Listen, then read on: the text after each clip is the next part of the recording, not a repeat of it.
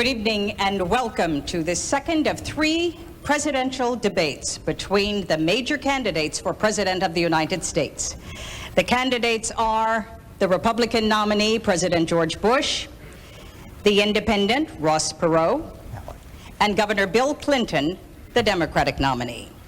My name is Carol Simpson, and I will be the moderator for tonight's 90-minute debate, which is coming to you from the campus of the University of Richmond in Richmond, Virginia. Now, tonight's program is unlike any other presidential debate in history. We're making history now, and it's pretty exciting. An independent polling firm has selected an audience of 209 uncommitted voters from this area. The candidates will be asked questions by these voters on a topic of their choosing, anything they want to ask about. My job as moderator is to, take care of the questioning, ask questions myself if I think there needs to be continuity and balance, and sometimes I might ask the candidates to respond to what another candidate may have said. Now, the format has been agreed to by representatives of both the Republican and Democratic campaigns. And there is no subject matter that is restricted. Anything goes. We can ask anything. After the debate, the candidates will have an opportunity to make a closing statement. So, President Bush, I think you said it earlier, let's get it on. Let's go. And I think the first question is over here. Yes, I'd like to direct my question to Mr. Perot. What will you do as president to open foreign markets to fair competition from American business and to stop unfair competition here at home from foreign countries so that we can bring jobs back to the United States? That's right at the top of my agenda. We've shipped millions of jobs overseas, and we have a strange situation because we have a process in Washington where after you've served for a while, you cash in, become a foreign lobbyist, make $30,000 a month, then take a leave, work on presidential campaigns, make sure you got good contacts, and then go back out. Now, if you just want to get down to brass tacks, first thing you ought to do is get all these folks who've got these one-way trade agreements that we've negotiated over the years and say, fellas, we'll take the same deal we gave you. And they'll gridlock right at that point because, for example, we've got international competitors who simply could not unload their cars off the ships if they had to comply. You see, if it was a two-way street, just couldn't do it. We have got to stop sending jobs overseas. To those of you in the audience who are business people, pretty simple. If you're paying $12, $13, $14 an hour for factory workers, and you can move your factory south of the border, pay $1 an hour for labor, hire a young 25, that's assume you've been in business for a long time, you've got a mature workforce. Pay $1 an hour for your labor, have no health care, that's the most expensive single element in making a car, have no environmental controls, no pollution controls, and no retirement, and you don't care about anything but making money, there will be a giant sucking sound going south. So if the people send me to Washington, the first thing I'll do is study that 2,000-page agreement and make sure it's a two-way street. One last point here. I decided I was dumb and didn't understand it, so I called the who's who of the folks who've been around it. And I said, why won't everybody go south? They said, we'll be disruptive. I said, for how long? I finally got them up for 12 to 15 years. And I said, well, how does it stop being disruptive? And that is when their jobs come up from $1 an hour to $6 an hour and ours go down to $6 an hour, then it's leveled again. But in the meantime, you've wrecked the country with these kinds of deals. We've got to cut it out. Thank you, Mr. Perot. I see that the president has stood up, so he must have something to say about this. Carol, the thing that saved us in this global economic slowdown has been our exports. And what I'm trying to do is increase our exports. And if indeed all the jobs were going to move south because they're lower wages now, and they haven't done that. And so I have just negotiated with the President of Mexico the North American Free Trade Agreement and the Prime Minister of Canada, I might add. And I want to have more of these free trade agreements because export jobs are increasing far faster than any jobs that may have moved overseas. That's a scare tactic because it's not that many. But anyone that's here, we want to have more jobs here. And the way to do that is to increase our exports. Some believe in protection. I don't. I believe in free and fair trade, and that's the thing that saved us. And so I will keep on as president trying to get a successful conclusion to the GATT round, the big Uruguay round of trade, which will really open up markets for our agriculture particularly. I want to continue to work after we get this NAFTA agreement ratified this coming year. I want to get one with Eastern Europe. I want to get one with Chile. And free and fair trade is the answer, not protection. And as I say, we've had tough economic times, and it's exports that have saved us, exports that have built. Governor Clinton. I'd like to answer the question because I've actually been a governor for 12 years, so I've known a lot of people who've lost their jobs because of jobs moving overseas, and I know a lot of people whose plants have been strengthened by increasing exports. The trick is to expand our export base and to expand trade on terms that are fair to us. It is true that our exports to Mexico, for example, have gone up and our trade deficit's gone down. It's also true that just today a record high trade deficit was announced with Japan. So what is the answer? Let me just mention 3 things very quickly. Number 1, make sure that other countries are as open to our markets as our markets are to them. And if they're not, have measures on the books that don't take forever and a day to implement. Number 2, change the tax code. There are more deductions in the tax code for shutting plants down and moving them overseas than there are for modernizing plant and equipment here. Our competitors don't do that. Emphasize and subsidize modernizing plant and equipment here, not moving plants overseas. Number 3, stop the federal government's program that now gives low-interest loans and job training funds to companies that will actually shut down and move to other countries, but we won't do the same thing for plants that stay here. So more trade, but on fair terms, and favor investment in America. Thank you. I think we have a question over here. Yeah, this is for Governor Clinton. In the real world, that is outside of Washington, D.C., compensation and achievement are based on goals defined and achieved. The deficit is my question is about the deficit. Would you define in specific dollar goals how much you would reduce the deficit in each of the 4 years of a Clinton administration, and then enter into a legally binding contract with the American people that if you did not achieve those goals, that you would not seek a second term? Answer yes or no, and then comment on your answer, please. No, and here's why. And I'll tell you exactly why. Because the deficit now has been building up for 12 years. I'll tell you exactly what I think can be done. I think we can bring it down by 50% in 4 years and grow the economy. Now, I could get rid of it in 4 years, in theory, on the books now, but to do it, you'd have to raise taxes too much and cut benefits too much to people who need them, and it would even make the economy worse. Mr. Perot will tell you, for example, that the expert he hired to analyze his plan says that it will bring the deficit down in 5 years, but it will make unemployment bad for 4 more years. So my view is, sir, you have to increase investment, grow the economy, and reduce the deficit by controlling health care costs, prudent reductions in defense, cuts in domestic programs, and asking the wealthiest Americans and foreign corporations to pay their fair share of taxes, and investing and growing this economy. I ask everybody to look at my economic ideas. 9 Nobel Prize winners and over 500 economists and hundreds of business people, including a lot of Republicans, said this is the way you got to go. If you don't grow the economy, you can't get it done. But I can't foresee all the things that will happen, and I don't think a president should be judged solely on the deficit. Let me also say, we're having an election today. You'll have a shot at me in 4 years, and you can vote me right out if you think I've done a lousy job. And I would welcome you to do that. Mr. President. Well, I'm a little confused here because I don't see how you can grow the deficit down by raising people's taxes. You see, I don't think the American people are taxed too little. I think they're taxed too much. I went for one tax increase, and when I make a mistake, I admit it. So that wasn't the right thing to do. Governor Clinton's program wants to tax more and spend more. $150 billion in new taxes, spend another 220. I don't believe that's the way to do it. Here's some things that'll help. Give us a balanced budget amendment. He always talks about Arkansas having a balanced budget, and they do.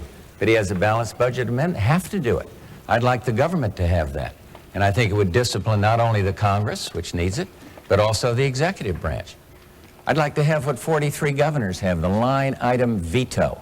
So if the Congress can't cut, and we've got a reckless spending Congress, let the president have a shot at it by wiping out things that are pork barrel or something of that nature.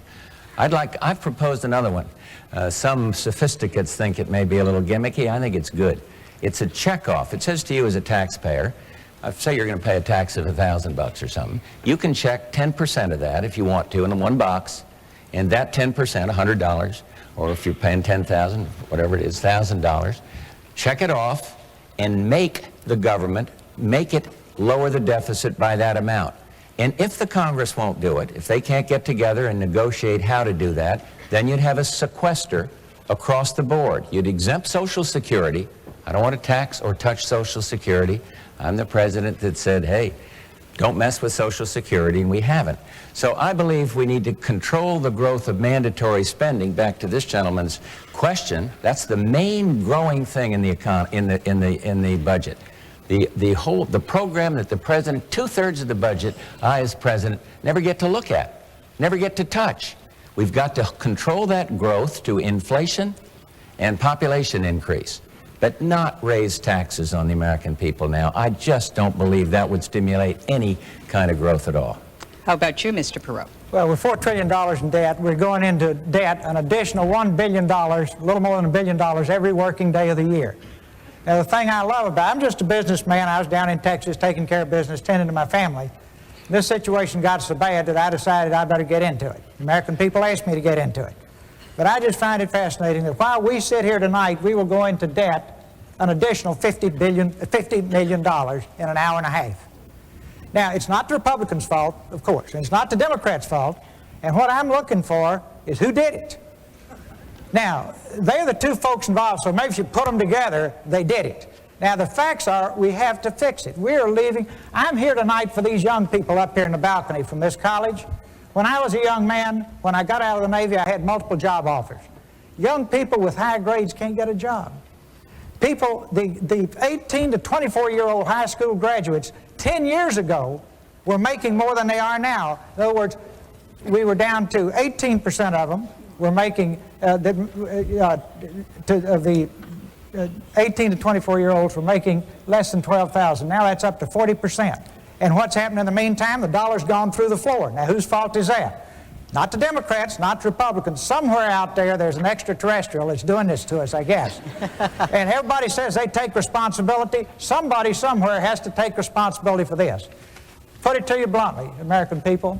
If you want me to be your president, we're going to face our problems. We'll deal with the problems. We'll solve our problems. We'll pay down our debt. We'll pass on the American dream to our children. And I will not leave our children a situation that they have today. When I was a boy, it took 2 generations to double the standard of living. Today, it will take 12 generations. Okay, our children will not see the American dream because of this debt that somebody somewhere dropped on us. You're all wonderful speakers, and I know you have lots more to add, but I've talked to this audience, and they have lots of questions on other topics. Can we move to another topic, please? We have one up here, I think. Yes, I'd like to address all the candidates with this question. The amount of time the candidates have spent in this campaign trashing their opponent's character and their programs is depressingly large. Why can't your discussions and proposals reflect the genuine complexity and the difficulty of the issues to try to build a consensus around the best aspects of all proposals? Who wants to take that one? Mr. Perot, you have an answer for everything, don't you? Go right ahead, sir. No, I don't have an answer for everything. But as you all know, I've been buying 30-minute segments to talk about issues. And tomorrow night on NBC from 10:30 to 11 Eastern, we're going to talk about how you pay the debt down. So we're going to come right down to that one. See, we'll be on again Saturday night, 8 to 9 o'clock on ABC. So, Okay, this is popular. Finally, I couldn't agree with you more. Couldn't agree with you more. And I have said again and again and again, let's get off mud wrestling, let's get off personalities, and let's talk about jobs, health care, crime, the things that concern the American people. I'm spending my money, not PAC money, not foreign money, my money, to take this message to the people. Thank you, Mr. Perot. So that seems directed. He would say it's you gentlemen that have been doing that. Mr. Clinton, Governor Clinton, President Bush, how would you like to respond? Well, first place, I believe that character is a part of being president. I think you have to look at it. I think that has to be a part of candidate for president or being president. In terms of programs, I've submitted, what, 4 different budgets to the United States Congress in great detail. They're so heavy they'd give you a, broken back. And everything in there says what I am for. Now I've come out with a new agenda for America's renewal, a plan that I believe really will help stimulate the growth of this economy. My record on world affairs is pretty well known because I've been president for 4 years, so I feel I've been talking issues. Nobody likes who shot John, but I think the first negative campaign run in this election was by Governor Clinton. And I'm not going to sit there and be a punching bag. I'm going to stand up and say, hey, listen, here's my side of it. But character is an important part of the equation. The other night, Governor Clinton raised I don't know if you saw the debate the other night. Suffered through that. Well, he raised the question of my father. It was a good line, well rehearsed, and well delivered. But he raised the question of my father and said, well, your father, Prescott Bush, was against McCarthy. You should be ashamed of yourself, McCarthyism. I remember something my dad told me. I was 18-year-old, going to Penn Station to go on into the Navy. And he said, write your mother, which I faithfully did. He said, serve your country. My father was an honor, duty, and country man. And he said, tell the truth. And I've tried to do that in public life, all through it. And that says something about character. My argument with Governor Clinton, you can call it mud wrestling, but I think it's fair to put it in focus, is I am deeply troubled by someone who demonstrates and organizes demonstration in a foreign land when his country's at war. Probably a lot of kids here disagree with me, but that's what I feel. That's what I feel passionately about. I'm thinking of Ross Perot's running mate sitting in the jail. How would he feel about it? But maybe that's generational. I don't know.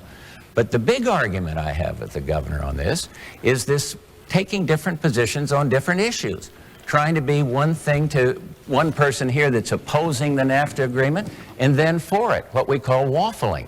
And I do think that you can't turn the White House into the Waffle House. You got to say what you're for, and you got to. Mr. President, I'm getting time cues. With all due respect, I'm sorry. No, go Governor ahead, Clinton. Carol. I get wound up because I feel. Yes, you do. Let me say first of all to you that I believe so strongly in the question you asked that I suggested this format tonight. I started doing these formats a year ago in New Hampshire.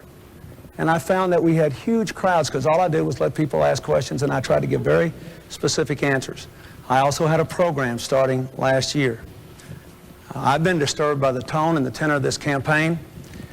Thank goodness the networks have a fact check so I don't have to just go blue in the face anymore. Mr. Bush said once again tonight I was going to have a $150 billion tax increase. When Mr. Quayle said that, all the networks said that's not true. He's got over $100 billion of tax cuts and incentives. So I'm not going to take up your time tonight, but let me just say this. We'll have a debate in 4 days, and we can talk about this character thing again.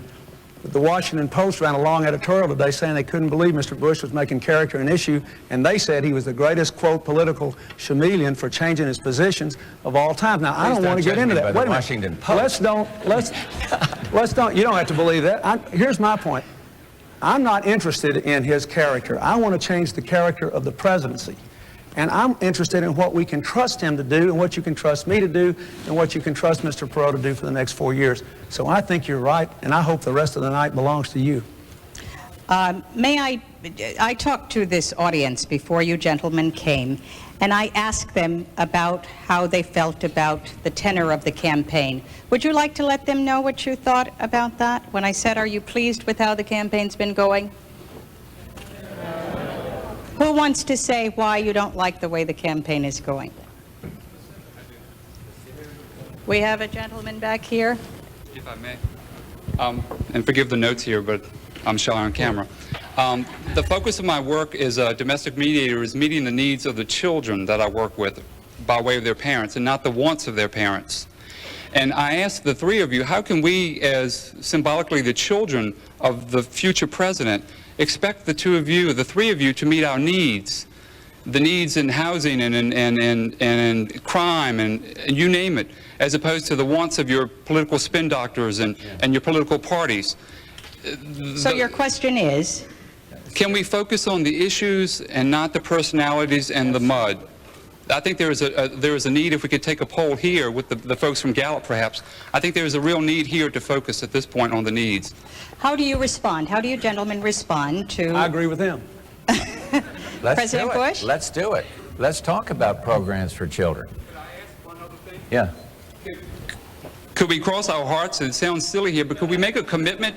You know, we're not under oath at this point, but could you make a commitment to the citizens of the United States to meet our needs? And we have many, and not yours. Again, I repeat that it's a real need, I think, that we all have. I think it depends how you define it. I mean, I think in general, let's talk about these issues. Let's talk about the programs. But in the presidency, a lot goes into it. Caring goes into it. That's not particularly specific. Strength goes into it. That's not specific. Standing up against aggression. That's not specific in terms of a program. This is what a president has to do. So in principle, though, I'll take your point and think we ought to discuss child care or whatever else it is. And you, too? Go ahead. Ross had his hand up. Just Yes, Ross. no hedges, no ifs, ands, and buts. I'll take the pledge because I know the American people want to talk about issues and not tabloid journalism. So I'll take the pledge and we'll stay on the issues. Now, just for the record, I don't have any spin doctors. I don't have any speech writers. Probably shows. I make those charts you see on television even. That shows. Now, but you don't have to wonder if it's me talking. Say, what you see is what you get. If you don't like it, you got two other choices, right? Oh, wait a minute. I want to say just one thing now, Ross, in fairness. The ideas I express are mine. I've worked on these things for 12 years, and I'm the only person up here who hasn't been part of Washington in any way for the last 20 years. So I don't want the implication to be that somehow everything we say just cooked up and put in our head by somebody else. I worked 12 years very hard as a governor on the real problems of real people. I'm just as sick as you are by having to wake up and figure out how to defend myself every day. I never thought I'd ever be involved in anything like this. May I finish? Yes, you may finish. Very briefly. Yes, very briefly. And I don't have any foreign money in my campaign. I don't have any foreign lobbyists on leave in my campaign. I don't have any PAC money in my campaign. I got 5.5 million hardworking people who put me on the ballot, and I belong to them. Okay. And they are interested in what you're interested in. I take the pledge. I've already taken the pledge on cutting the deficit in half. I never got to say that. There's a great young group, Lead or Leave, college students, young people, who don't want us to spend their money. I took the pledge we'd cut it out. Thank you. We have a question here. Yes, I would like to get a response from all three gentlemen. And the question is, what are your plans to improve the physical infrastructure of this nation, which includes the water system, the sewer system, our transportation systems, etc.? Thank you. The cities. Who's going to fix the cities and how? Be glad to take a shot at it. Please. I'm not sure that, and I could understand if you haven't seen this, because there's been a lot of hue and cry. We passed this year the most farthest looking transportation bill in the history of this country since Eisenhower started the interstate highways. $150 billion for improving the infrastructure. That happened when I was president. And so I'm very proud of the way that came about. And I think it's a very, very good beginning. Like Mr. Perot, I am concerned about the deficits. And $150 billion is a lot of money, but it's awful hard to say we're going to go out and spend more money when we're trying to get the deficit down. But I would cite that as a major accomplishment. We hear all the negatives. When you're president, you expect this. Everybody's running against the incumbent. They can do better. Everyone knows that.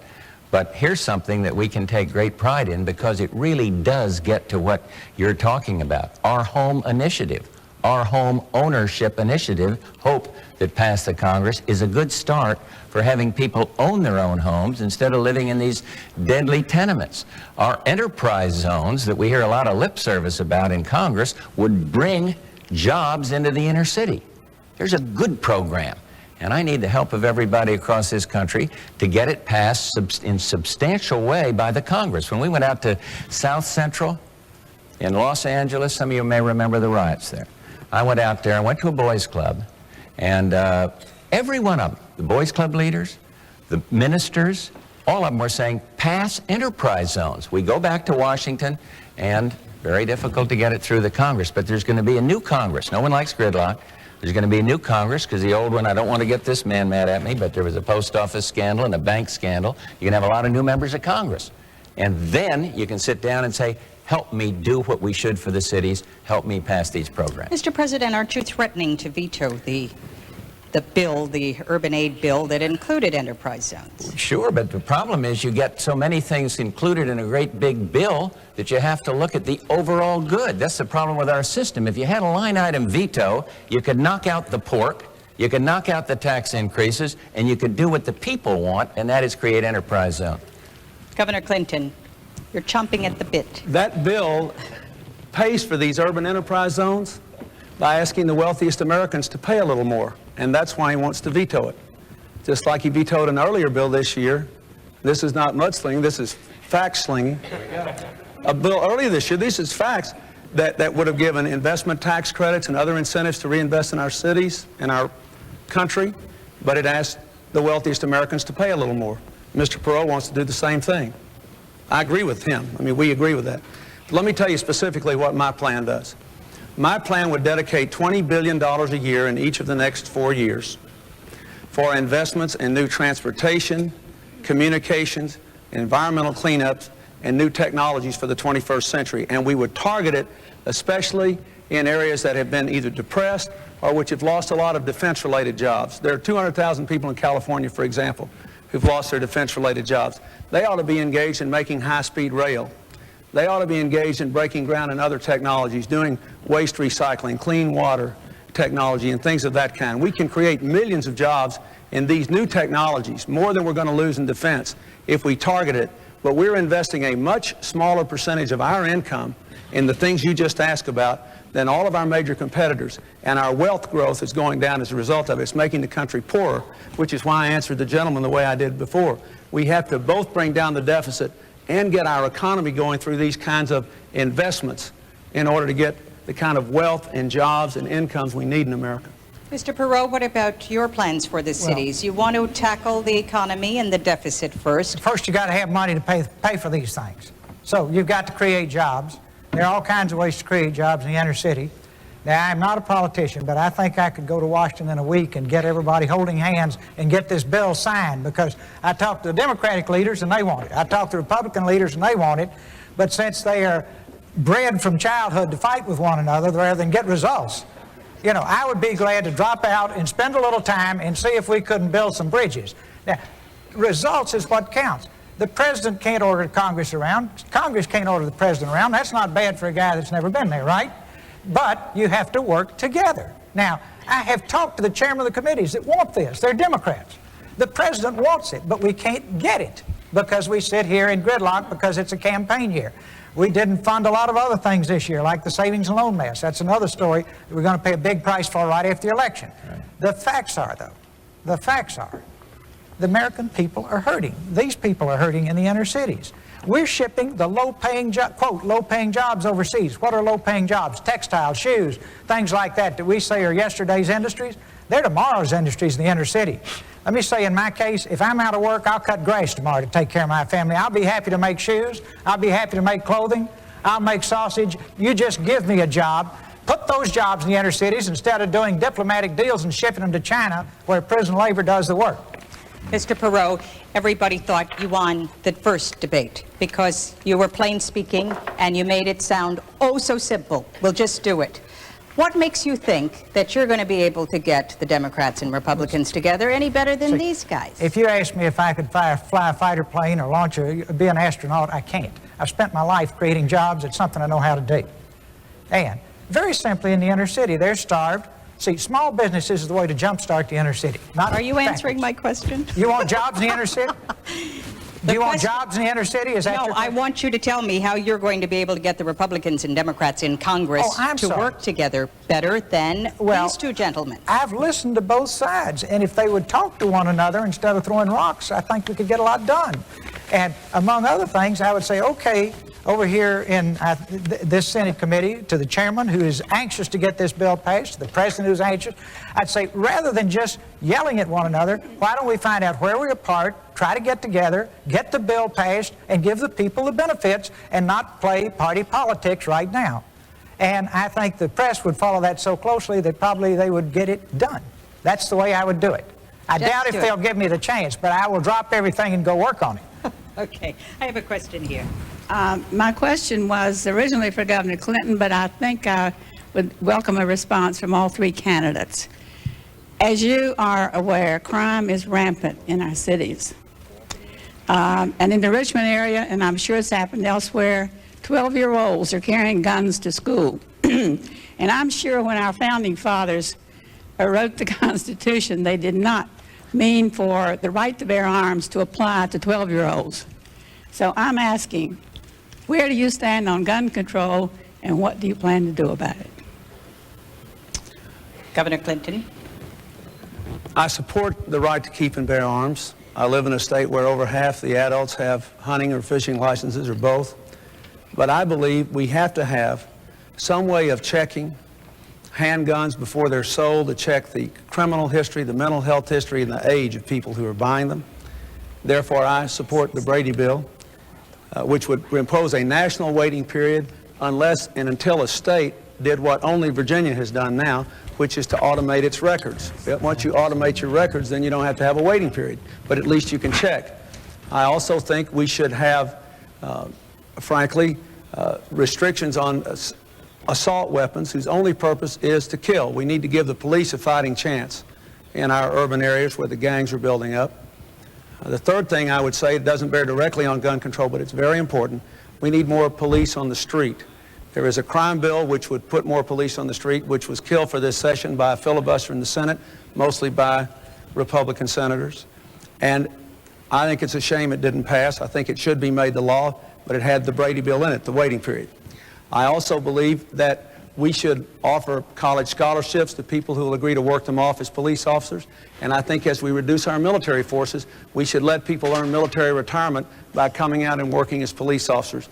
30 years ago, there were 3 police officers on the street for every crime. Today, there are 3 crimes for every police officer. In the communities which have had real success, putting police officers near schools where kids carry weapons to get the weapons out of the schools, or on the same blocks, you've seen crime go down.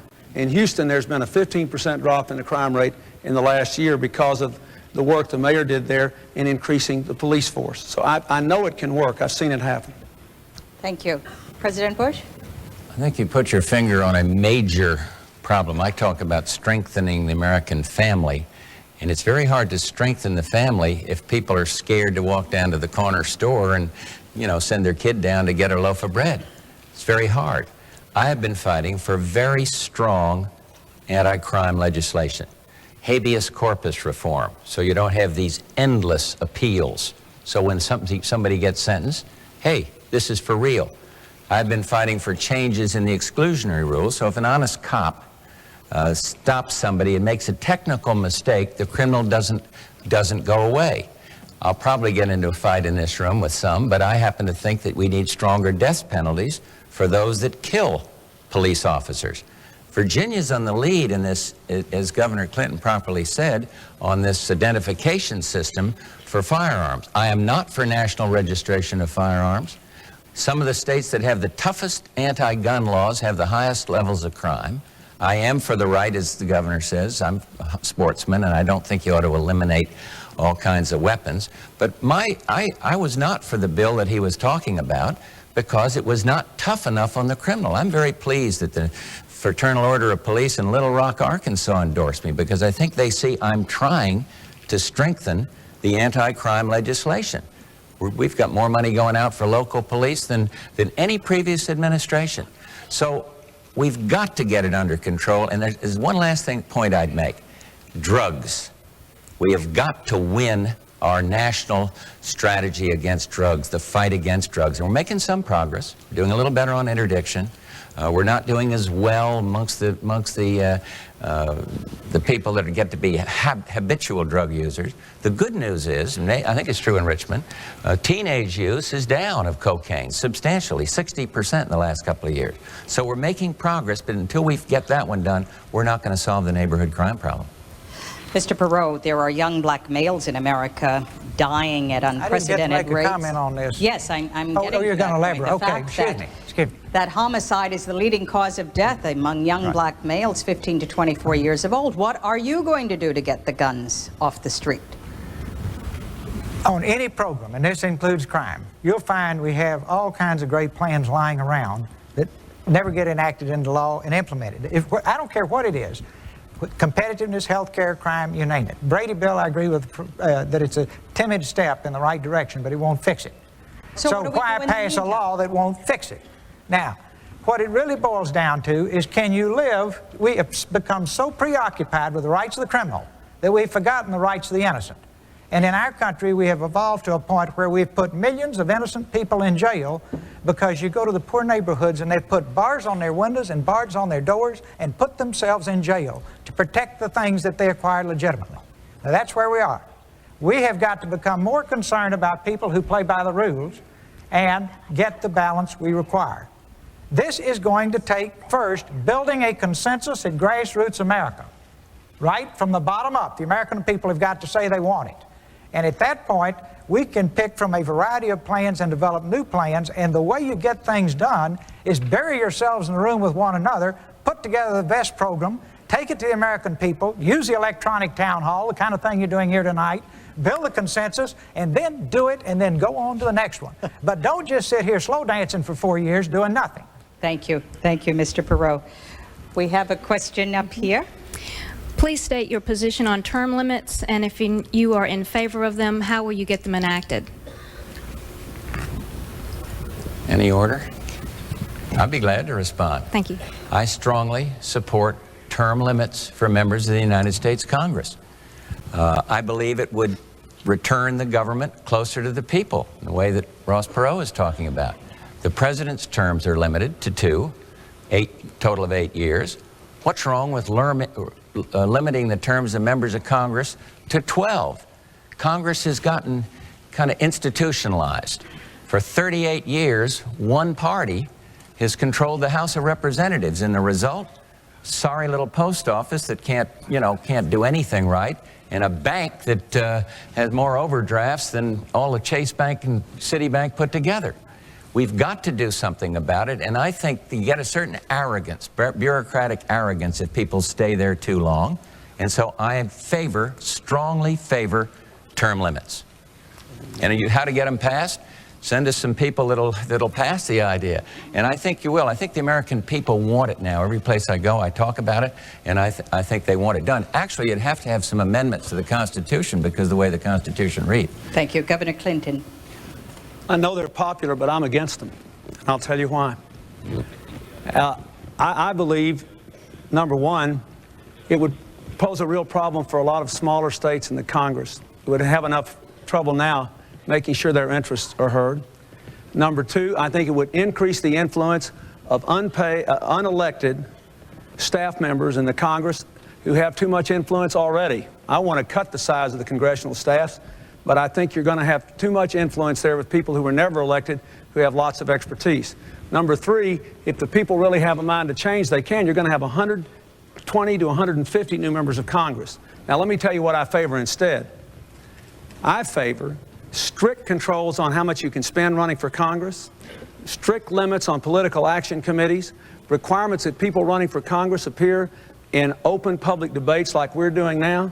If you did that, you could take away the incumbent's advantage, because challengers like me would have a chance to run against incumbents like him for House races and Senate races, and then the voters could make up their own mind without being subject to an unfair fight. So that's how I feel about it, and I think if we had the right kind of campaign reform, we'd get the changes you want.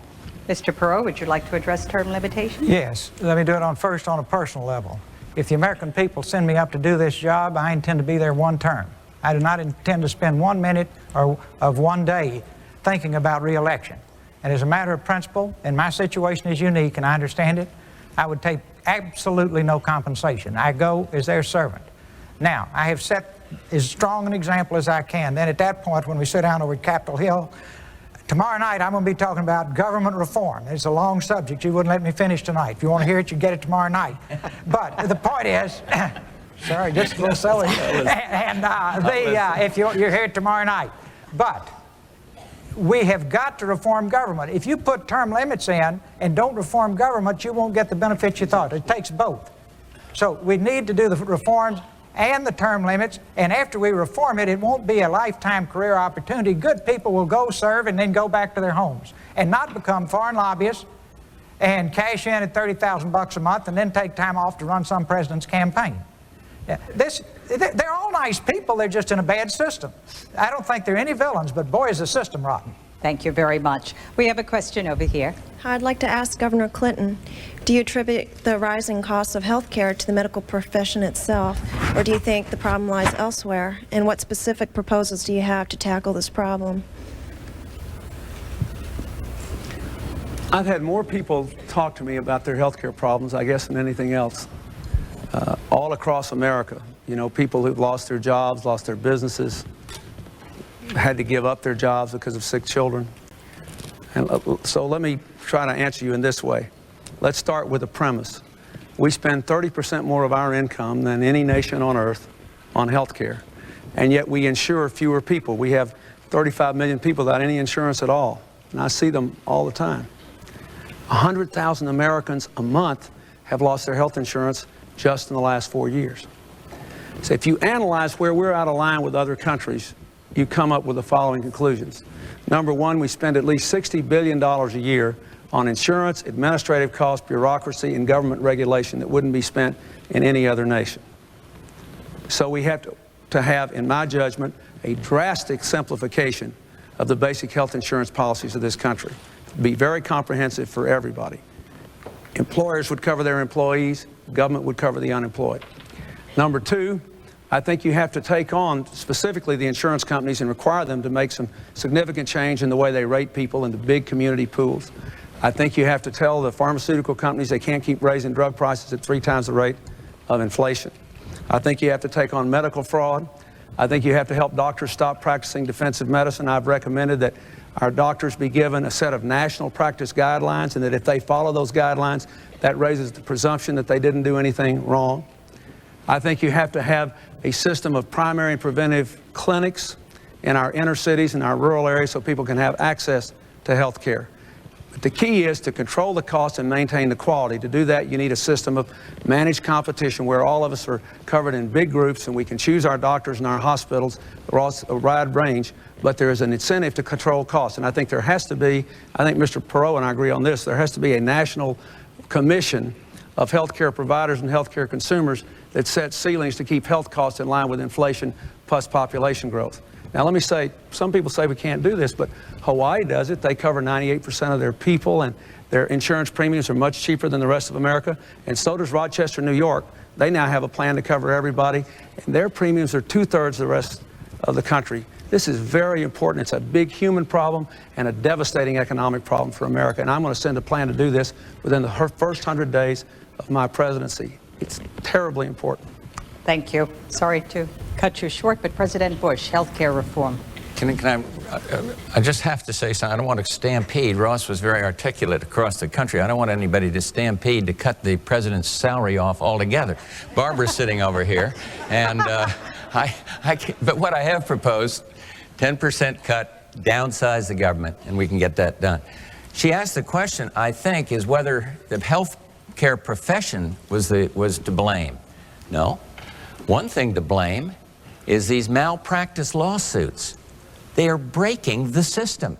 It costs $20 to $25 billion a year. And I want to see those outrageous claims capped. Doctors don't dare to deliver babies sometimes because they're afraid that somebody's going to sue them. People don't dare, medical practitioners, to help somebody along the highway that are hurt because they're afraid that some lawyer's going to come along and get a big lawsuit. So you can't blame the practitioners or the health profit. And my program is this: keep the government as far out of it as possible, make insurance available to the poorest of the poor through vouchers, next range in the income bracket through tax credits, and get on about the business of pooling insurance. A great big company can buy, Ross has got a good-sized company, been very successful. He can buy insurance cheaper than mom and pop store on the corner. But if those mom and pop stores all get together and pool, they too can bring the cost of insurance down. So I want to keep the quality of health care. That means keep government out of it. I want to do better. I don't like this idea of these boards. It all sounds to me like you're going to have some government setting price. I want competition, and I want to pool the insurance and take care of it that way. And here's the other point. I think medical care should go with the person. If you leave a business, I think your insurance should go with you to some other business. You shouldn't be worrying if you get a new job as to whether that's going to, and part of our plan is to make it what they call portable, big word, but that means if you're working for the Jones Company, you go to the Smith Company, your insurance goes with you. I think it's a good program. I'm really excited about getting it done, too. Mr. Perot. We have the most expensive health care system in the world. 12% of our gross national product goes to health care. Our industrial competitors who are beating us in competition spend less and have better health care. Japan spends a little over 6% of its gross national product. Germany spends 8%. It's fascinating. You brought a front row box seat and you're not happy with your health care. And you're saying tonight we've got bad health care but very expensive health care. Folks, here's why. Go home and look in the mirror. You own this country, but you have no voice in it the way it's organized now. And if you want to have a high-risk experience comparable to bungee jumping, go into Congress sometime when they're working on this kind of legislation, when the lobbyists are running up and down the halls. Wear your safety-toe shoes when you go. And as a private citizen, believe me, you are looked on as a major nuisance. The facts are you now have a government that comes at you. You're supposed to have a government that comes from you. Now, there are all kinds of good ideas, brilliant ideas, terrific ideas on health care. None of them ever get implemented because, let me give you an example. Senator runs every 6 years. He's got to raise $20,000 a week to have enough money to run. Who's he got to listen to, us or the folks running up and down the aisles with money, the lobbyists, the PAC money? He listens to them. Who do they represent? Healthcare industry, not us. Now, you've got to have a government that comes from you again. You've got to reassert your ownership in this country, and you've got to completely reform our government. And at that point, they'll just be like apples falling out of a tree. The programs will be good because the elected officials will be listening to you. I said the other night I was all ears, and I would listen to any good idea. I think we ought to do plastic surgery on a lot of these guys so that they're all ears too and listen to you. Then you get what you want, and shouldn't you? You paid for it. Why shouldn't you get what you want as opposed to what some lobbyist cuts a deal, writes the little piece in the law, and it goes through. That's the way the game's played now. Till you change it, you're going to be unhappy. Thank you. Governor Clinton, you wanted one brief point in there. One brief point. We have elections so people can make decisions about this. The point I want to make to you is bipartisan commission reviewed my plan and the Bush plan and concluded, there were many Republicans as Democratic health care experts on it. They concluded that my plan would cover everybody and his would leave 27 million behind by the year 2000. And that my plan in the next 12 years would save $2.2 trillion in public and private money to reinvest in this economy. And the average family would save $1,200 a year under the plan that I offered without any erosion in the quality of health care. So I ask you to look at that. And you have to vote for somebody with the plan. That's what you have elections for. If people say, well, he got elected to do this, then the Congress says, okay, I'm going to do it. That's what the election was about. Brief, Governor Clinton. Thank you. We have a question right here. Yes, how has the national debt personally affected each of your lives? And if it hasn't, how can you honestly find a cure for the economic problems of the common people if you have no experience in what's ailing them? May I answer that? Well, Mr. Who do you want to start with? Of course. Who? Go right ahead. Go right ahead. For each of you. Yes. So It caused me to disrupt my private life and my business to get involved in this activity. That's how much I care about it. And believe me, if you knew my family and if you knew the private life I have, you would agree in a minute that that's a whole lot more fun than getting involved in politics. But I have lived the American dream. I came from a very modest background. Nobody's been luckier than I've been. All the way across the spectrum, and the greatest riches of all are my wife and children. It's true of any family. But I want all the children. I want these young people up here to be able to start with nothing but an idea like I did and build a business. But they've got to have a strong basic economy. And if you're in debt, it's like having a ball and chain around you. I just figure, as lucky as I've been, I owe it to them. And I owe it to the future generations. And on a very personal basis, I owe it to my children and grandchildren. Thank you, Mr. Perot. Mr. President. Well, I think the national debt affects everybody.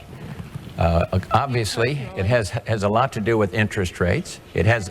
She's saying you personally. On a personal basis, how has it affected you? Has it affected you personally? Well, I'm sure it has. I love my grandchildren. I want to think How? that I want to think that they're going to be able to afford an education. I think that that's an important part of being a parent.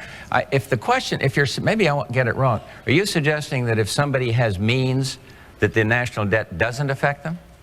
What I'm saying I'm not sure I get it. Help me with the question, and I'll try to answer it. I've had friends that have been laid off from jobs. Yeah. I know people who cannot afford to pay the mortgage on their homes, their car payment. I have personal problems with the national debt, but how has it affected you? And if you have no experience in it, how can you help us if you don't know what we're feeling? I think she means more the recession, the economic problems today the country faces, rather than the deficit. You ought to be in the White House for a day and hear what I hear and see what I see and read the mail I read and touch the people that I touch from time to time. I was in the Lomax AME Church.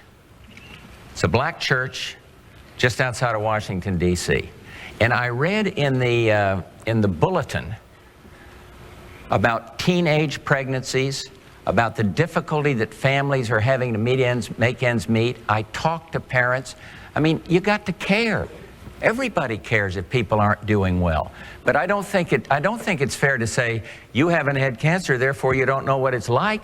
I don't think it's fair to say, whatever it is, that if you haven't been hit by it personally, but everybody's affected by the debt because of the tremendous interest that goes into paying on that debt.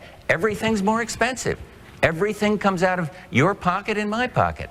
So it's that. But I think in terms of the recession, of course you feel it when you're president of the United States. And that's why I'm trying to do something about it by stimulating the export, investing more, better education systems. Thank you. I'm glad to clarify. Tell me how it's affected you again. You know people who lost their jobs and lost their homes? Well, I've been governor of a small state for 12 years. I'll tell you how it's affected me. Every year, Congress and the President sign laws that make us do more things and gives us less money to do it with. I see people in my state, middle-class people, their taxes have gone up in Washington and their services have gone down, while the wealthy have gotten tax cuts. I have seen what's happened in this last 4 years when, in my state, when people lose their jobs, there's a good chance I'll know them by their names. When a factory closes, I know the people who ran it. When the businesses go bankrupt, I know them. And I've been out here for 13 months, meeting in meetings just like this ever since October, with people like you all over America. People that have lost their jobs, lost their livelihood, lost their health insurance. What I want you to understand is the national debt is not the only cause of that. It is because America has not invested in its people. It is because we have not grown. It is because we've had 12 years of trickle-down economics. We've gone from 1st to 12th in the world in wages. We've had 4 years where we produced no private sector jobs. Most people are working harder for less money than they were making 10 years ago. It is because we are in the grip of a failed economic theory. And this decision you're about to make better be about what kind of economic theory you want. Not just people saying, I'm going to go fix it, but what are we going to do? What I think we have to do is invest in American jobs, American education, control American health care costs, and bring the American people together again. Thank you, Governor Clinton. We are a little more than halfway through this program, and I'm glad that we're getting the diversity of questions that we are. And I don't want to forget these folks on the wings over here, so let's go over here. Do you have a question? Yes, I do. My name is Ben Smith. I work in the financial field counseling retirees, and I'm personally concerned about three major areas. One is the Social Security Administration, or trust fund, is projected to be insolvent by the year 2036. And we funded the trust fund with IOUs in the form of treasury bonds. The Pension Guarantee Fund, which backs up our private retirement plans for retirees, is projected to be bankrupt by the year 2026 not to mention the cutbacks by private companies. And Medicare is projected to be bankrupt maybe as soon as 1997. And I would like from each of you a specific response as to what you intend to do for retirees relative to these issues, not generalities but specifics, because I think they're very disturbing issues. President Bush, may we start with you? Well, the Social Security, you're an expert, and I could, I'm sure, learn from you the details of the Pension Guarantee Fund and the Social Security Fund. The Social Security system was fixed about 5 years, and I think it's projected out to be sound beyond that. So at least we have time to work with it. But on all of these things, a sound economy is the only way to get it going. Growth in the economy is going to add to the overall prosperity and wealth. I can't give you a specific answer on Pension Guarantee Fund. All I know is that we have firm government credit to guarantee the pensions, and that is very important. But it's the full faith and credit of the United States in spite of our difficulties is still pretty good. It's still the most respected credit. So I would simply say, as these dates get close, you're going to have to reorganize and refix, as we did with the Social Security Fund. And I think that's the only answer. But the more immediate answer is to do what this lady was suggesting we do, and that is to get this deficit down and get on without adding to the woes and then restructure. One thing I've called for that has been stymied, and I'll keep on working for it, is a whole financial reform legislation. It is absolutely essential in terms of bringing our banking system and credit system into the new age instead of having it living back in the dark ages. And it's a big fight, and I don't want to give my friend Ross another shot at me here, but I am fighting with the Congress to get this through. And you can't just go up and say, I'm going to fix it. You got some pretty strong-willed guys up there that argue with you. But that's what the election's about. I agree with the governor. That's what the election is about. And sound fiscal policy is the best answer, I think, to all the three problems you mentioned. Thank you. Mr. Perot? Just on the broad issue here, when you're trying to solve a problem, you get the best plans. You have a raging debate about those plans. Then, out of that debate with leadership comes consensus. Then, and if the plans are huge and complex like health care, I would urge you to implement pilot programs. Like the old carpenter says, measure twice, cut once. You know, let's make sure this thing's as good as we all think it is at the end of the meeting. Then finally, our government passes laws and freezes the plan in concrete. Anybody that's ever built a successful business will tell you, you optimize, optimize, optimize after you put something into effect. The reason Medicare and Medicaid are a mess is we froze them. Everybody knows how to fix them. There are people all over the federal government, if they could just touch it with a screwdriver, could fix it. Now back over here. See, we've got a $4 trillion debt, and only in America would you have $2.8 trillion of it, or 70% of it, financed 5 years or less. Now that's another thing for you to think about when you go home tonight. You don't finance long-term debt with short-term money. Why did our government do it? To get the interest rates down. A 1% increase in interest rates in that $2.8 trillion is $28 billion a year. Now, when you look at what Germany pays for money and what we don't pay for money, you realize there's quite a spread, right? And you realize this is a temporary thing, and there's going to be another sucking sound that runs our deficit through the roof. You know, and everybody's ducking it, so I'm going to say it, that we are not letting that surplus stay in the bank. We are not investing that surplus like a pension fund. We are spending that surplus to make the deficit look smaller to you than it really is. Now that puts you in jail in corporate America if you kept books that way, but in government it's just kind of the way things are. That's because it comes at you, not from you. Now then, that money needs to be, they don't even pay interest on it. They just write a note for the interest. Mr. Perot, can you wrap it up? But the point, see, do you want to fix the problem or soundbite it? I understand the importance of time, but see, here's how we get to this mess we're in. This is just one of 1,000. Fair. Now then, to nail it, there's one way out. A growing, expanding job base. A growing, expanding job base to generate the funds and the tax revenues to pay off the mess and rebuild America. We got a double hit. If we're $4 trillion down, we should have everything perfect, but we don't. We got to pay it off and build money to renew it. Spend money to renew it, and that's going to take a growing, expanding job base. That is priority one in this country. Put everybody that's breathing to work. And I'd love to be out of workers and have to import them like some of our international Mr. Perot, competitors. I'm sorry, I'm going Sorry. to...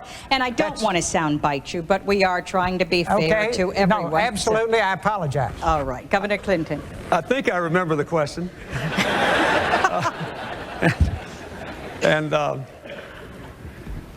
Let me say, first of all, I want to answer your specific question, but first of all, we all agree that there should be a growing economy. What you have to decide is who's got the best economic plan.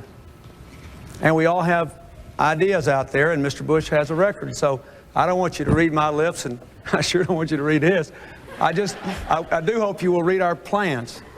Now, specifically, one, on Medicare, it is not true that everyone knows how to fix it. There are different ideas. The Bush plan, the Perot plan, the Clinton, we have different ideas. I am convinced, having studied health care for a year hard and talking to hundreds and hundreds of people all across America, that you cannot control the cost of Medicare until you control the cost of private health care and public health care with managed competition, ceiling on costs, and radical reorganization of the insurance markets. You've got to do that. We've got to get those costs down. Number two, with regard to Social Security, that program, a lot of you may not know this, it produces a $70 billion surplus a year. Social Security is in surplus $70 billion. 6 increases in the payroll tax. That means people with incomes of $51,000 a year or less pay a disproportionately high share of the federal tax burden, which is why I want some middle class tax relief. What do we have to do? By the time the century turns, we have got to have our deficit under control. We have to work out of so that surplus is building up so when the baby boomers like me retire, we're okay. Number three, on the pension funds, I don't know as much about it, but I will say this. What I would do is to bring in the pension experts of the country, take a look at it, and strengthen the pension requirements further, because it's not just enough to have the guarantee. We had a guarantee on the S&Ls, right? We had a guarantee, and what happened? You picked up a $500 billion bill because of the dumb way the federal government deregulated it. So I think we are going to have to change and strengthen the pension requirements on private retirement plans. Thank you. I think we have a question here on international affairs, hopefully.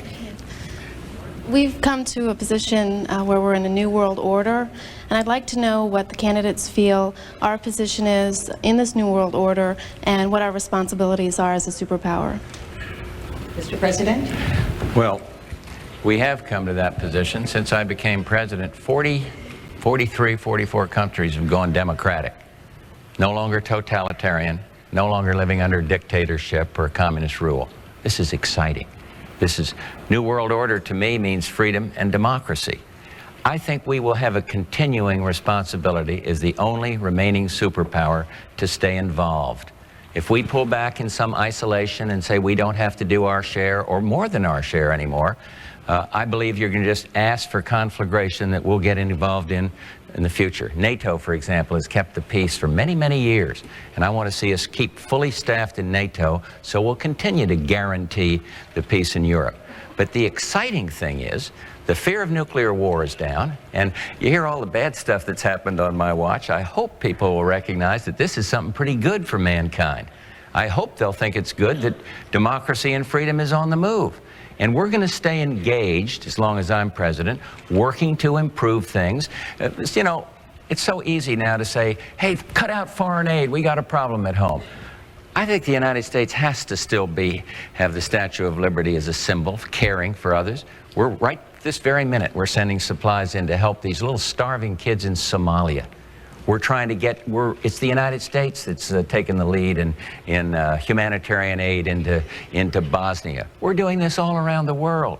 And yes, we got problems at home. And I think I got a good plan to help fix those problems at home. But because of our leadership, because we didn't listen to the nuclear freeze group, do you remember? Freeze it back in about the late 70s. Freeze, don't touch it. We're going to lock it in now or else we'll have war. President Reagan said, no, peace through strength. It worked. The Soviet Union is no more, and now we're working to help them become totally democratic through the Freedom Support Act that I led on.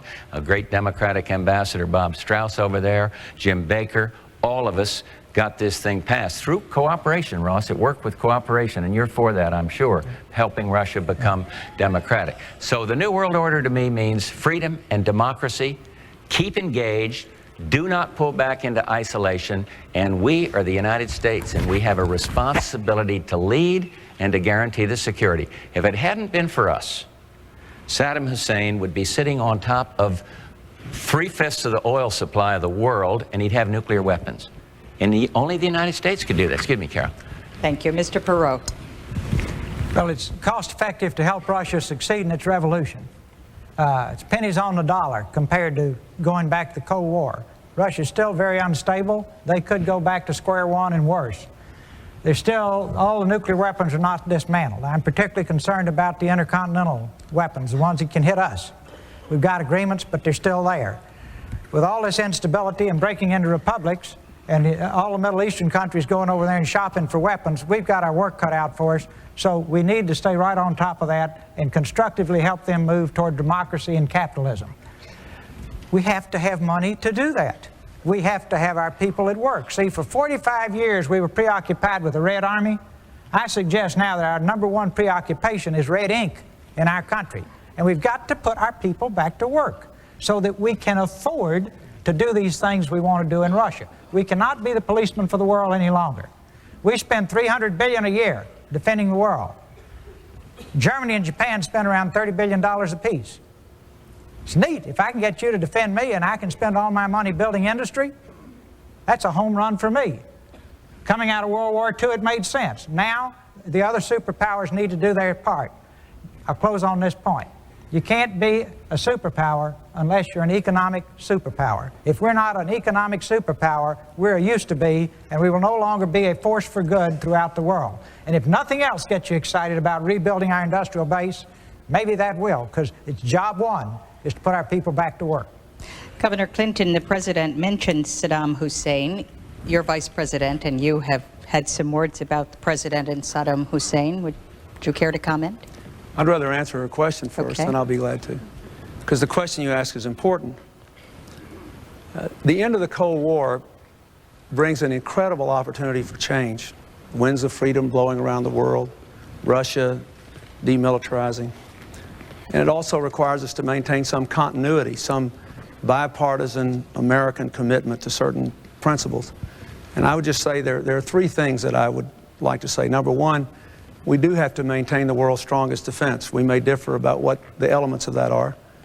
I think the defense needs to be with fewer people in permanent armed services, but with greater mobility on the land, in the air, and on the sea, with a real dedication to continuing development of high technology weaponry and well-trained people.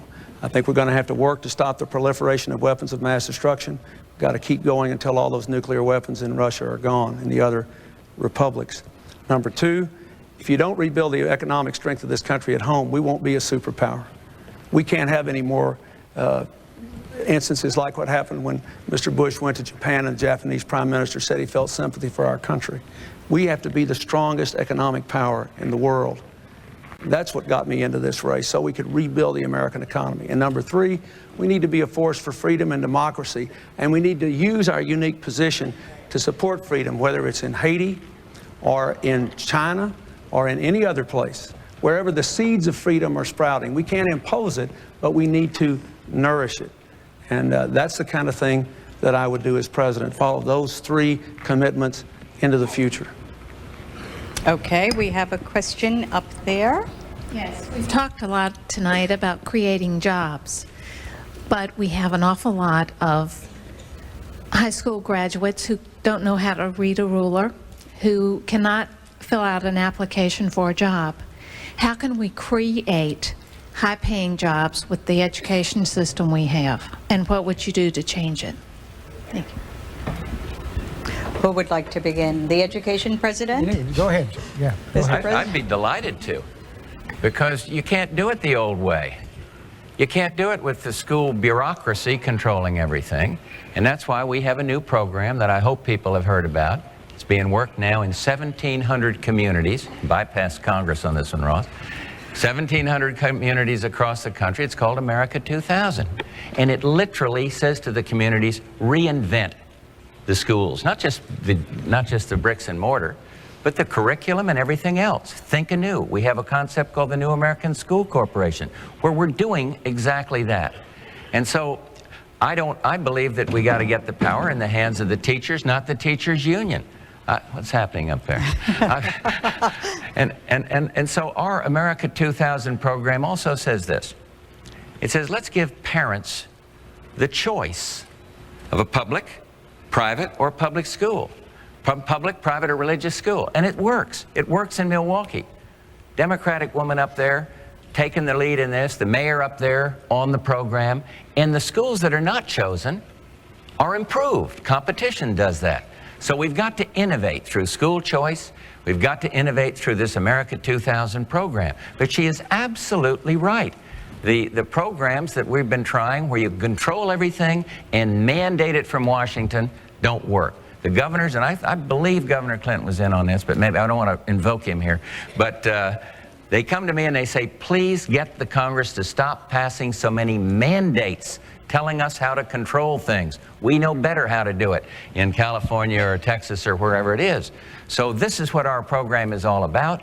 And I believe you're right on to something, that if we don't change the education, we're not going to be able to compete. Federal funding for education is up substantially. Pell Grants are up, but it isn't going to get the job done if we don't change K through 12. Governor Clinton? First of all, let me say that I've spent more of my time in life on this in the last 12 years than any other issue. 70% of my state's money goes to public schools, and I was really honored when Time magazine said that our schools had shown more improvement than any other state in the country except one other. They named 2 states showing real strides forward in the 80s. So I care a lot about this, and I spent countless hours in schools. But let me start with what you said. I agree with some of what Mr. Bush said, but it's nowhere near enough. We live in a world where what you earn depends on what you can learn, where the average 18-year-old will change jobs 8 times in a lifetime, and where none of us can promise any of you that what you now do for a living is absolutely safe from now on. Nobody running can promise that. There's too much change in the world. So what should we do? Let me reel some things off real quick, because you said you wanted specifics. Number 1, under my program, we would provide matching funds to states to teach everybody with a job to read in the next 5 years and give everybody with a job the chance to get a high school diploma in big places on the job. Number 2, we would provide 2-year apprenticeship programs to high school graduates who don't go to college, and community colleges are on the job.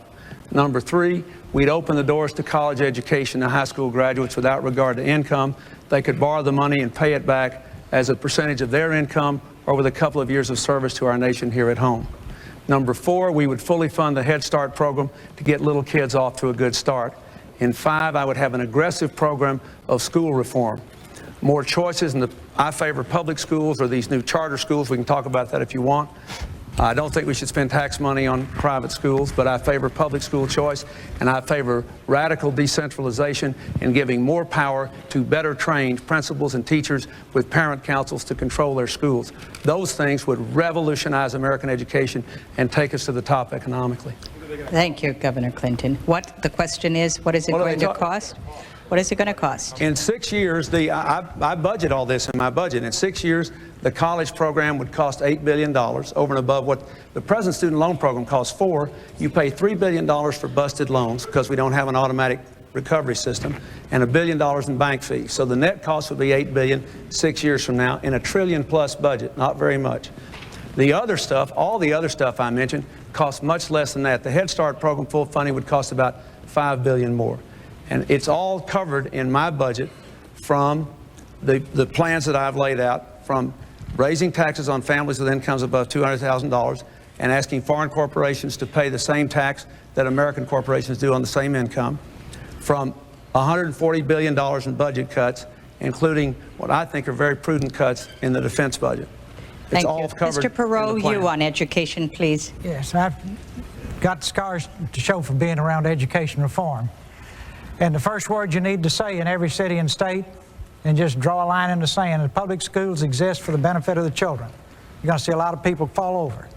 Because anytime you're spending $199 billion a year, somebody's getting it. And the children get lost in the process. So that's step 1.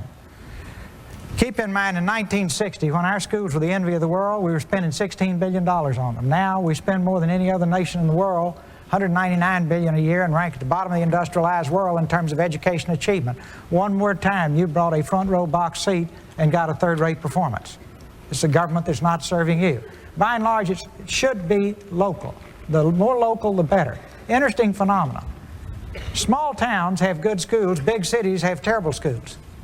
The best people in a small town will serve on the school board. You get into big cities, it's political patronage, stepping stones. You get the job, give your relatives the janitor's jobs at $57,000 a year, more than the teachers make, and with luck they clean the cafeteria once a week. Now, you're paying for that. Those schools belong to you. And we put up with that. And as long as you put up with that, that's what you're going to get. And these folks are just dividing up $199 billion and the children get lost. If I could wish for one thing for great public schools, it'd be a strong family unit in every home. Nothing will ever replace that. You say, well, gee, what are you going to do about that? Well, the White House is a bully pulpit, and I think we ought to be pounding on the table every day. There's nothing, the most efficient unit of government the world will ever know is a strong, loving family unit.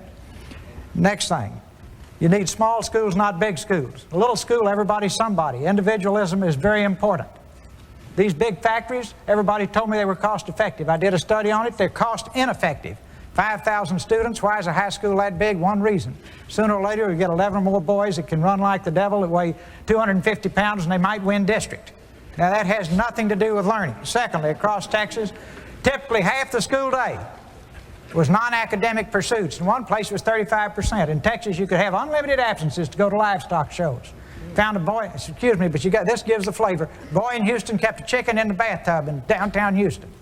Missed 65 days going to livestock shows. Finally had to come back to school. The chicken lost his feathers. That's the only way we got him back. Now, that's your tax money being wasted. Now, neighborhood schools. It is terrible to bus tiny little children across town. And it is particularly terrible to take poor, tiny little children and wait until the first grade and bus them across town to Mars, where the children know their numbers, know their letters, have had every advantage at the end of the first day that little child wants out. I'll close on this. We've got to have world-class teachers, world-class books.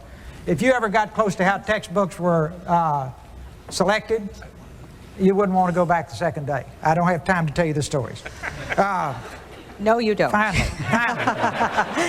But if we don't fix this, you're right, we can't have the industries of tomorrow unless we have the best educated workforce.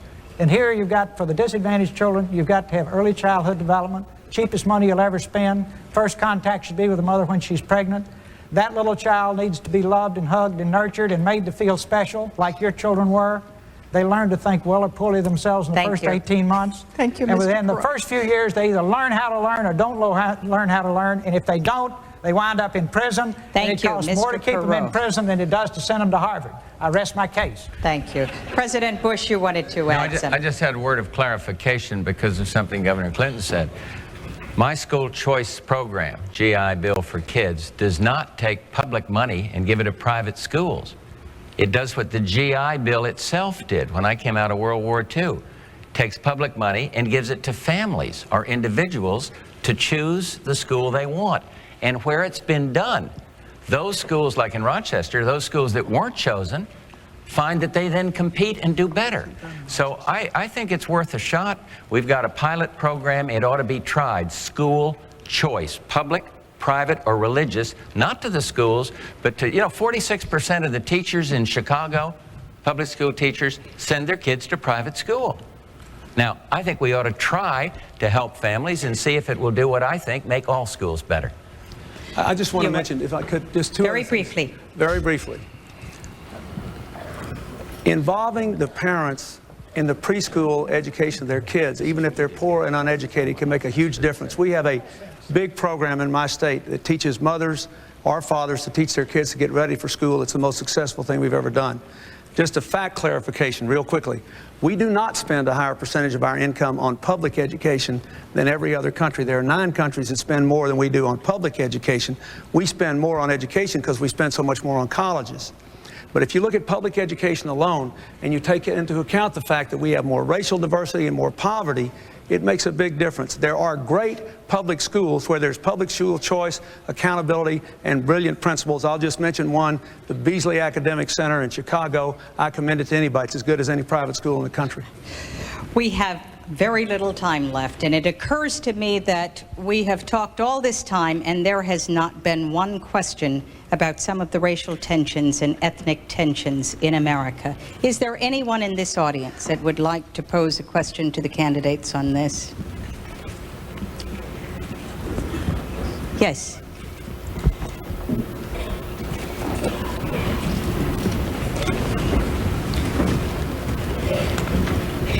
What I'd like to know, and this is to any of the three of you, is aside from the recent accomplishments of your party, aside from those accomplishments in racial representation, and without citing any of your current appointments or successful elections, when do you estimate your party will both nominate and elect an Afro-American and female ticket to the presidency of the United States? Governor Clinton, why don't you answer that first? Well, I don't have any idea, but I hope it will happen sometime in my lifetime. I do too. I believe that this country is electing more and more African Americans and Latinos and Asian Americans who are representing districts that are themselves not necessarily of a majority of their race. The American people are beginning to vote across racial lines, and I hope it will happen more and more. More and more women are being elected. Look at all these women Senate candidates we have here. And you know, according to my mother, my wife, and my daughter, this world would be a lot better place if women were running it most of the time. And I do think there are special experiences and judgments and backgrounds and understandings that women bring to this process, by the way. This lady said here, how have you been affected by the economy? I mean, women know what it's like to be paid an unequal amount for equal work. They know what it's like not to have flexible working hours. They know what it's like not to have family leave or child care. So I think it would be a good thing for America if it happened, and I think it will happen in my lifetime. Okay, I'm sorry, we have just a little bit time left. Let's try to get responses from each of them. President Bush or I think Mr. if Barbara Perot? Bush were running this year, she'd be elected. But it's too late. You don't want us to mention appointees, but when you see the quality of people in our administration, see how Colin Powell performed, I say administration, he's in. You weren't impressed with the fact that he... Excuse me, I'm extremely impressed but wouldn't with that suggest to the American people then, here's a quality person, if he decided that he could automatically get the nomination of either party? When's your guess? Huh? I'm totally impressed with that. I just want to know when's your guess Oh, I when? see. You mean time? Yeah. I don't know. Starting after 4 years. No, I think you'll see more. I think you'll see more minority candidates and women candidates coming forward. This is supposed to be the women's year of the women in the Senate. Let's see how they do. I hope Mr. Perot, I don't want to cut you off anymore, but we only have a minute left. I have a fearless forecast. Unless he just won't do it, Colin Powell will be on somebody's ticket 4 years from now. Right? Right? Hey, you wanted, that's it, 4 years. How about a woman? Now, if he won't be, General Waller would be a concern. Now, you say, why do you keep picking military people? These are people that I just happen to know and have a high regard for. I'm sure there are hundreds of others. How about Dr. Lou Sullivan? Absolutely. Yeah, good man. Absolutely. What about a woman? Well, I told you, my candidate's back there. Okay, I can think of many. Many? Absolutely. When? All right, how about Sandra Day O'Connor as an example? Dr. Bernadine Healy. Good. National Institute of Health. All right, I'll yield the floor. Name some more. Thank you. Thank you. I want to apologize to our audience because there were 209 people here and there were 209 questions. We only got to a fraction of them, and I'm sorry to those of you that didn't get to ask your questions, but we must move to the conclusion of the program. It is time now for the 2-minute closing statements, and by prior agreement, President Bush will go first. May I ask for an exception, because I think we owe Carol Simpson. Anybody can stand in between these three characters here and get the job done. We owe her a round of applause. So, but don't take it out of my time. That's right. I feel strongly about it, but I don't want it to come out of my time. No, but let me just say to the American people, in 2.5 weeks, we're going to choose who should sit in this Oval Office, who to lead the economic recovery, who to be the leader of the free world, who to get the deficit down. 3 ways to do that. One is to raise taxes. One is to reduce spending, controlling that mandatory spending. Another one is to invest and save and to stimulate growth. I do not want to raise taxes. I differ with the two here on that. I'm just not going to do that. I do believe that we need to control mandatory spending. I think we need to invest and save more. I believe that we need to educate better and retrain better. I believe that we need to export more, so I'll keep working for export agreements where we can sell more abroad. And I believe that we must strengthen the family. We've got to strengthen the family. Now let me pose this question to America. If in the next 5 minutes a television announcer came on and said, there is a major international crisis, there is a major threat to the world, or in this country, a major threat, my question is, who, if you were appointed to name one of the three of us, who would you choose? Who has the perseverance, the character, the integrity, the maturity to get the job done? I hope I'm that person. Thank you very, very much. Thank you, Mr. President. And now a closing statement from Mr. Perot. If the American people want to do it and not talk about it, then they ought to, I'm one person they ought to consider it. If they just want to keep slow dancing and talk about it and not do it, I'm not your man. I am results-oriented. I am action-oriented. I've built my businesses getting things done in 3 months that my competitors took 18 months to do. Everybody says you can't do that with Congress. Sure, you can do that with Congress. Congress they're all good people. They're all patriots, but you got to link arms and work with them. Sure, you'll have arguments. Sure, you'll have fights. We have them all day, every day, but we get the job done. Now, I have to come back in my close to one thing, because I am passionate about education. I was talking about early childhood education for disadvantaged little children. And let me tell you one specific pilot program where children who don't have a chance go to this program when they're 3. Now we're going back to when the mother is pregnant, and they'll start right after they're born. But starting when they're 3 and going to this school until they're 9, and then going into the public school in the 4th grade, 90% are on the honor roll. Now, that will change America. Those children will all go to college. They will live the American dream.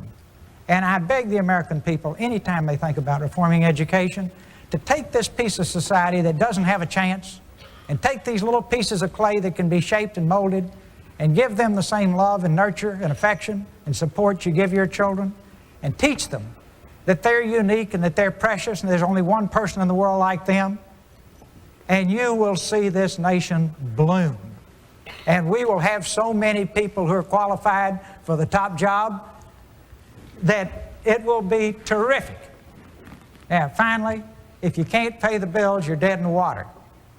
And we have got to put our nation back to work. Now, if you don't want to really do that, I'm not your man. I'd go crazy sitting up there, slow dancing that one. In other words, unless we're going to do it, then pick somebody who likes to talk about it. Now, just remember, when you think about me, I didn't create this mess. I've been paying taxes just like you.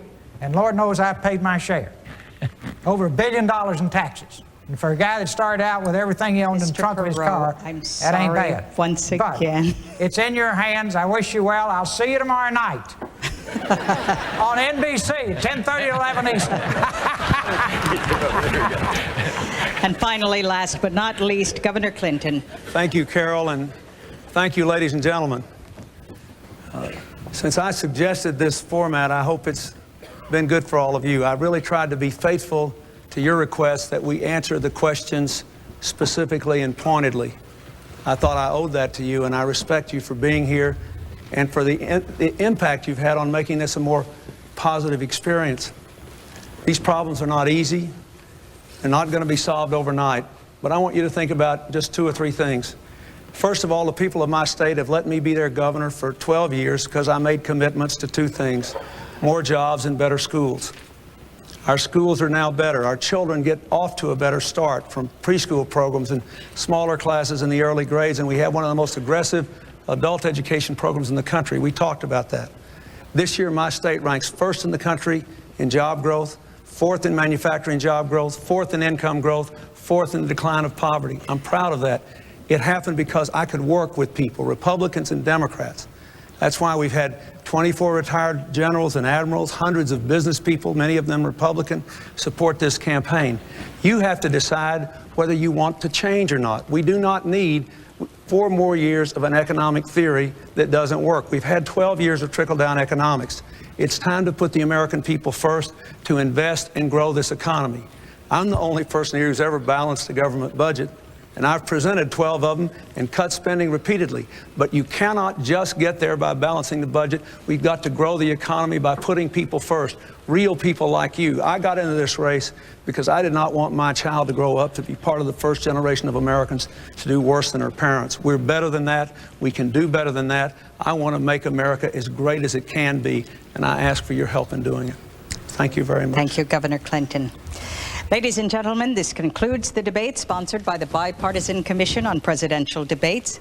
I'd like to thank our audience of 209 uncommitted voters who may leave this evening, maybe being committed, and hopefully they'll go to the polls like everyone else on November 3rd and vote. We invite you to join us on the third and final presidential debate next Monday, October 19th, from the campus of Michigan State University in East Lansing, Michigan. I'm Carol Simpson. Good night. Well done, Carol.